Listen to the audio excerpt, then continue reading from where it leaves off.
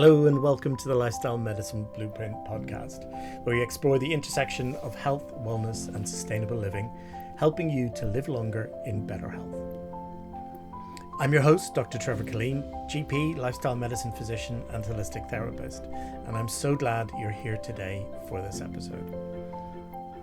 If you've ever felt overwhelmed by the endless and often contradictory advice on how to live healthier, deaf from the noise about nutrition, diets and exercise, or if you're tired of quick fixes that don't last, this episode, and indeed this podcast, is for you.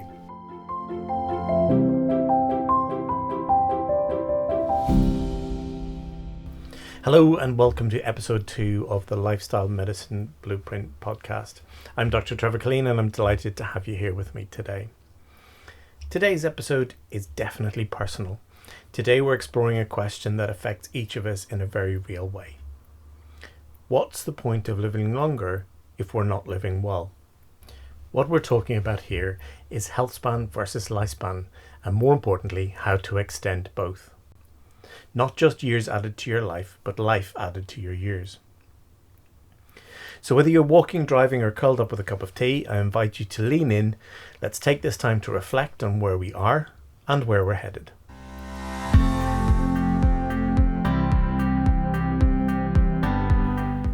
As a GP, I've seen the difference it makes when someone gets to 70 and still hikes, cooks for their grandkids and dances at weddings, versus someone the same age who's been in and out of hospital for years, limited mobility and on a multitude of medications. The difference is health span. If you can, it might be handy to have a pen and a piece of paper nearby to jot down some ideas as we go through today's podcast. Obviously not if you're listening while you're driving. I'll be posing some questions that will help you to reflect on where you are and where you want to be. Now, this episode is not about quick fixes or miracle cures. It's not a diet, a detox or magic pill. It's about radical shift in how we think about aging and longevity. Let's start with a simple but powerful question. Would you rather live to 100 with poor health, or to 85 feeling full of energy, mentally sharp and mobile and independent? Take a second and really think about that.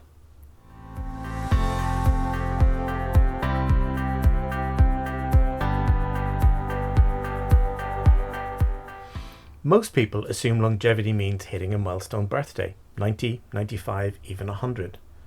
And that's the heart of today's conversation, because lifespan is how long you live, but health span is how long you live well, free from disease, free from disability, staying sharp, free to do what you love. The unfortunate truth, most people don't actually get to do that. In the UK, the average life expectancy is about 81 years, but the average healthy life expectancy is just 61.5 years for men and 61.9 for women. In Scotland, it's even lower, just under 60. In Ireland, it's slightly better, around 68 years for men and 70 for women. In the USA, life expectancy is now lower at 78.4 years, but healthy life expectancy hovers around 65. Wherever in the world you are, that's possibly 2 decades spent managing chronic conditions, reducing mobility, memory loss or dependence on others, often living with conditions like diabetes, heart disease, arthritis, cognitive decline, or multiple medications. The gap is what we call the longevity gap, and for many, it's 15 years or more of not feeling like themselves. Let's now take a look at some chronic conditions at the end of life. These numbers are similar in most modern societies. 80% of older adults have at least one chronic disease. 68% have 2 or more. 1 in 3 people over 65 fall each year due to frailty. Dementia affects nearly 1 million people in the UK, and that's projected to double by 2040. So let's take a moment and please do jot down some notes if you can on the next few questions. Think of someone you love, maybe a parent or grandparent, other relative, family member, or even a mentor. What were their final years like? Were they vibrant and independent? Were they able to travel, read, garden, play with grandchildren? Were they thriving or surviving? Or were they restricted and reliant, defined by hospital visits, medication schedules, and shrinking independence?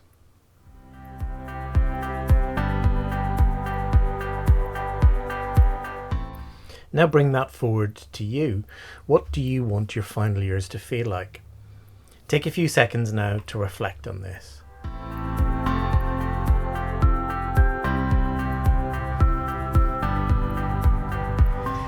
Now you might be thinking all that sounds like doom and gloom, but it's not about fear, it's actually about freedom. Because you have more power over your future than you think, or possibly have been told. Modern medicine is brilliant at extending life, but it struggles to preserve function, freedom, and fulfillment. Many chronic diseases are preventable, reducible, or in some cases even reversible through lifestyle change. Up to 80% of heart disease, stroke, and type 2 diabetes are preventable. Up to 40% of cancers are linked to modifiable risk factors. Now, please don't get me wrong, I'm not having a go at modern medicine, let's face it, I work as a GP several days a week. But my own personal story, 60 years ago, I would not have had access to the life-saving surgery that I had when I was diagnosed with a genetically abnormal aortic valve. This was replaced with a metal one, preventing me from developing heart failure and potentially shortening my lifespan, let alone my health span. The surgical techniques, equipment, and some of the medications weren't even available until the 1960s. Many other medical advances are helping people to live longer, so I'm certainly not saying that modern medicine doesn't have its place. But most healthcare systems focus predominantly on disease management, reducing the impact of disease, and rather than preventing it.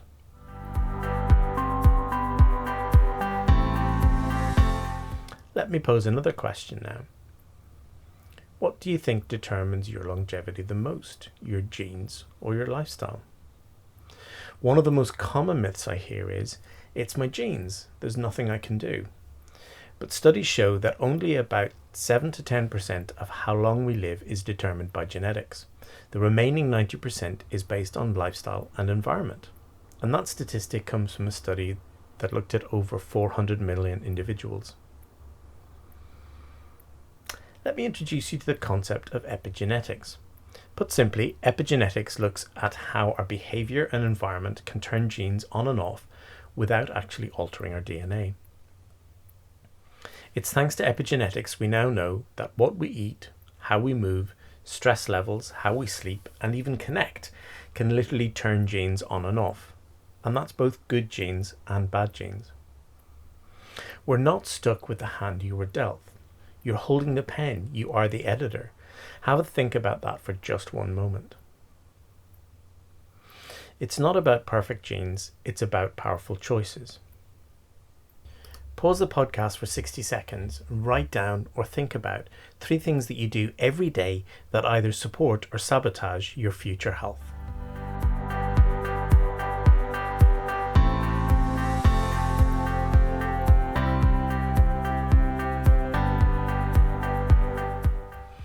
I hope that's got you thinking about what might be helping or hindering your health journey. But let's zoom back out again for 1 second. In blue zones, those rare areas of the world where people live well into their 90s and 100s with unusually high numbers of centenarians, these include Okinawa in Japan, Sardinia in Italy, Nicoya in Costa Rica, Icaria in Greece, Loma Linda in California in the USA. What's their secret? It's not superfoods or supplements or magic water, it's their lifestyle. Now these areas have common traits, certainly not common genetics.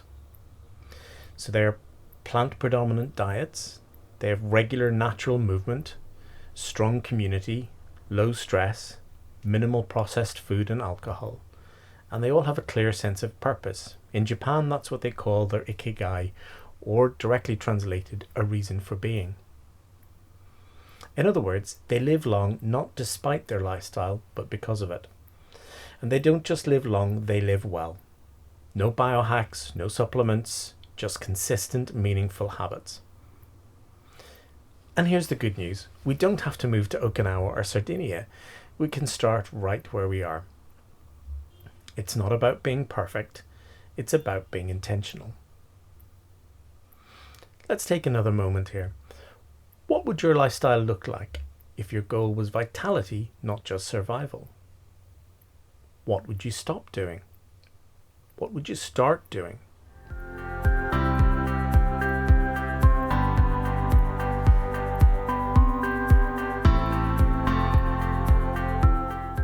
There's a saying that I love: the best time to plant a tree was 20 years ago. The second best time is now.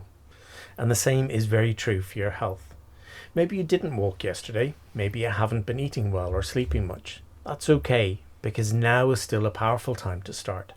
Studies show that even small changes in midlife can dramatically improve our later years.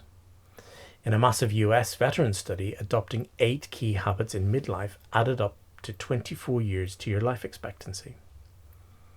A UK walking study showed that walking 5,000 steps 3 times per week added 3 years of life expectancy and cut healthcare costs by up to 13%. In the Caerphilly Heart study, men who adopted just 4 healthy behaviours, not smoking, moving daily, eating well and moderate alcohol, reduced their risk of dementia, diabetes, heart disease and cancer by more than 60%. In short, now is always better than later.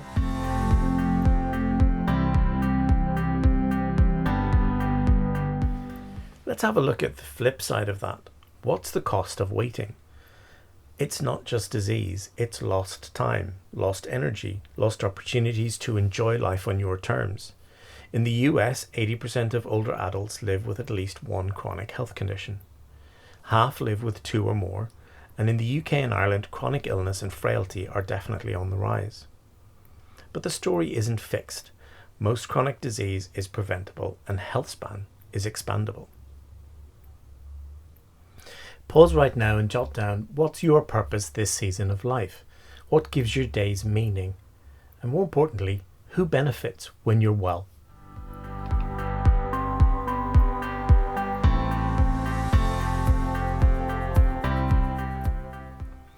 Let's move from philosophy to physiology. Chronological age is just a number, but there are real measurable ways to understand how fast or slow your body is aging. Let me give you a few. The VO2 max, which is your aerobic capacity, if it's higher, you're generally more inclined to live for longer. Grip strength is a surprisingly powerful predictor of mortality. Muscle mass is essential for blood sugar control, immunity and resilience. And your biological age assessed by DNA methylation clocks and other biomarkers. These are far better predictors of longevity than birthdays or cholesterol. If you can walk briskly uphill, lift your shopping, sleep soundly and feel emotionally connected, you're probably aging well.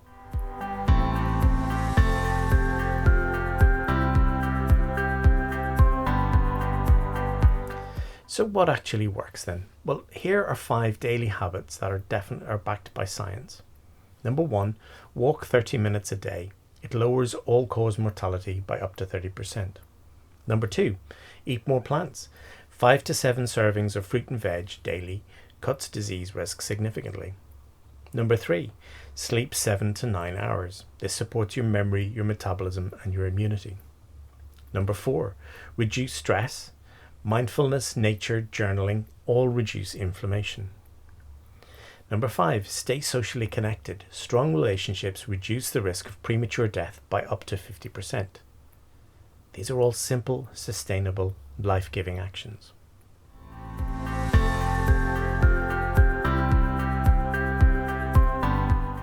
Let's bring it back to you again. Pause for a moment. Take a nice deep breath. What's one small thing you can do today that your future self will thank you for? Not a 10-year plan, just one thing. A walk after dinner, a glass of water instead of wine, a call to a friend, turning off your screen an hour earlier tonight. Write it down, tell someone. That's how HealthSpan begins. Because every choice is a vote for the future you that you want to create. Now, what we've covered tonight is simple, not always easy, but deeply powerful.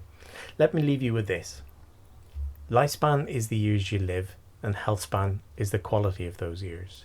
Most people live 10 to 20 years in poor health, but it doesn't have to be that way. The genes that you have are not your destiny. Your habits are your power. And small habits compound over time. You don't need to be perfect. You just need to start and be intentional. You don't even need willpower. You need systems and support and small steps towards your goal. Always remember, the best time to plant a tree was 20 years ago. The second best time is now. So the question is, what will you plant today? Your future self is already cheering you on. Why not type the one change you will make today in the comments, put it out there, and be accountable, or write it on a post-it note and leave it where you will see it every day to motivate and stay dedicated.